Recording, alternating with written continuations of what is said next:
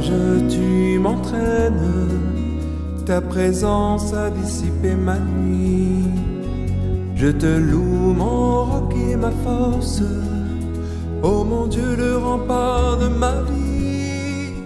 Nous voici dans ce que l'on appelle la semaine sainte. Dans ces jours qui donc sont appelés les jours saints, nous allons mettre nos pas dans ceux de Jésus pour découvrir les derniers moments, les derniers jours de sa vie terrestre, comment il a vécu cela. Et en relisant et en revivant ces moments, nous découvrons concrètement comment Dieu a apporté le salut dans le monde, comment il est venu nous sauver, nous, c'est-à-dire toute l'humanité.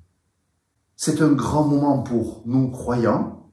C'est un grand moment pour celles et ceux qui se préparent au baptême, les catéchumènes, c'est la dernière ligne droite avant la célébration de leur baptême. Mais pour tous les catholiques, c'est le plus grand moment, le sommet de l'année. Les jours les plus importants, entre jeudi et dimanche, sont appelés le Triduum pascal, 3 jours, où Jésus transmet un héritage qui dure jusqu'à nos jours, jusqu'à aujourd'hui. Au grand large, tu m'entraînes, ta présence a dissipé ma nuit. Je te loue, mon roc et ma force, ô mon Dieu, le rempart de ma vie.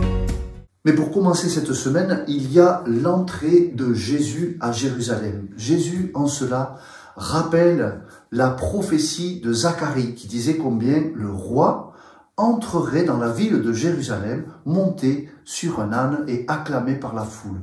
En cela, nous découvrons comment Jésus accomplit vraiment l'Ancien Testament. Tout ce qui est écrit dans l'Ancien Testament va se révéler accompli dans la personne, les actes et les paroles de ce Jésus qui, pour les chrétiens, pour nous catholiques, est le Fils même de Dieu. Aussi, l'attente du peuple est énorme. Ils reconnaissent en Jésus l'envoyé de Dieu, le roi tant espéré qui va faire toutes choses nouvelles. La joie, la liesse populaire de cet événement est grande car, en quelque sorte, Jésus paraît enfin combler les attentes de tous. Les personnes jettent leurs manteaux sur le chemin et prennent des rameaux pour montrer leur joie, pour montrer leur allégresse.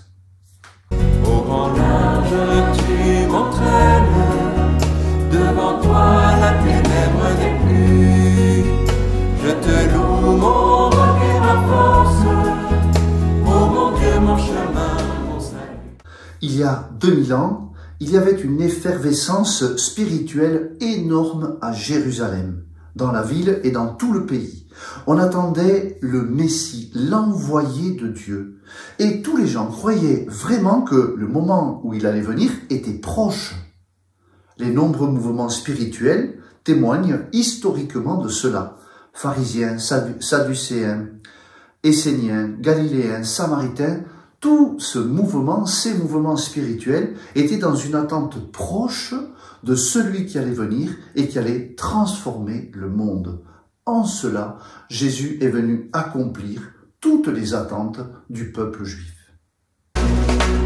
Toi mon rocher, ma forteresse, tu es celui en qui je m'appuie.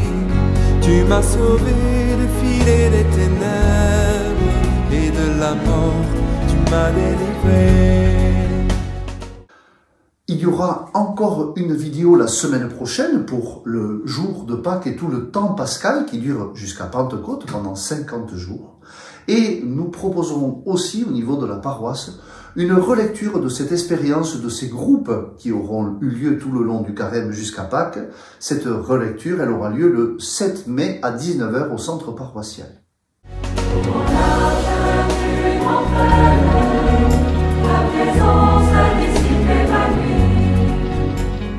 Trois questions. Premièrement, qu'est-ce qui me touche le plus dans la passion de Jésus? Ce que j'en sais, ce que j'en connais ou ce que j'en ai relu. Deuxième, quelles sont les attentes que je porte en moi et que Dieu seul peut combler? Et enfin, Jésus vient accomplir les prophéties de l'Ancien Testament. Il entre à Jérusalem comme un roi, tout le peuple l'accueille avec joie, avant quelques jours plus tard de le trahir, comme le feront ses disciples. Comment ce que vit Jésus rejoint ma propre existence? Bonne semaine sainte à toutes et à tous, et à très bientôt pour fêter la grande fête de Pâques.